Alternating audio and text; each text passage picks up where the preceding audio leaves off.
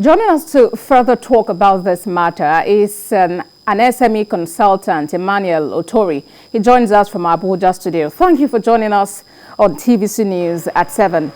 This issue reminds me of a post I saw recently on social media where someone bought an egg roll, which would supposedly have an egg inside of it, and instead it was puff puff that was inside. That's just to talk about the extreme ways people can go to cut corners and in the midst of the hike in prices. What is exactly responsible for this? Okay, thank you for having me this evening.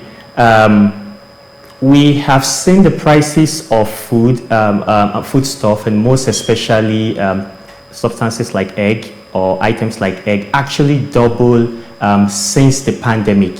Now, this has happened as a result of three things. We might want to consider one of the things that has raised the prices of food, and one of them is insecurity. We have our farmers not being able to move as a result of COVID-19 related activities. So that did not actually help to bring about a lot of yield as a result of insecurity. People are afraid if they go to their farms to engage in activities that could help develop crops and animals, they might get kidnapped or get killed. And so the yield when it comes to production of agro-based crops has actually reduced. However, also the fact that we also have the COVID-19, people could not move around. So getting items such as materials that would feed these birds to be able to produce eggs became of high cost. And so this has led to finding items like egg roll that's supposed to have one egg. You might not find an egg inside an egg roll, or you find half. This is because the traders or the sellers have been impacted by these activities. And since the items they need to ensure that yield is properly done, they probably could not get it, or it has increased in value, then there is tendency for the prices of eggs to also increase. And so these are the reasons why we have not just the price of egg, but the price of major food items doubling after the COVID-19 pandemic. All right, Mr. Otori, you've mentioned COVID-19 as one of the reasons for the hike in prices of foodstuff. But as it is, despite efforts the world over to battle this pandemic, it is still very much with us. And a number of countries are actually experiencing a third wave, and Nigeria is trying to prevent that. How do we get out of this? What can we do?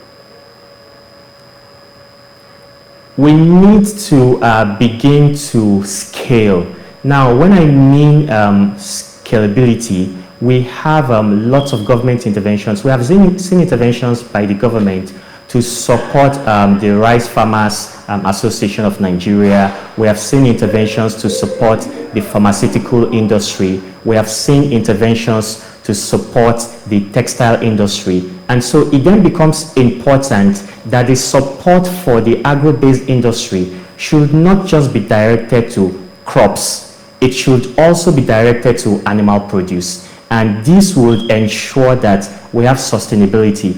One of the ills of children and those in school not having protein as a major source in their food will mean that their brain development will be affected. So it is then important for the government to also ensure that the interventions that other sectors or other crops are experiencing, like the textile industry, the pharmaceutical industry that I've talked about, it's important that these interventions also cut across the people that are into animal husbandry.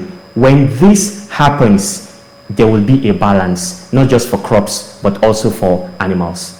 All right, so a holistic intervention in all the sectors so that we can actually have a change in the current dynamics. Small and medium enterprise consultant Emmanuel Otori, thank you very much for your insight at this time on TVC News at 7.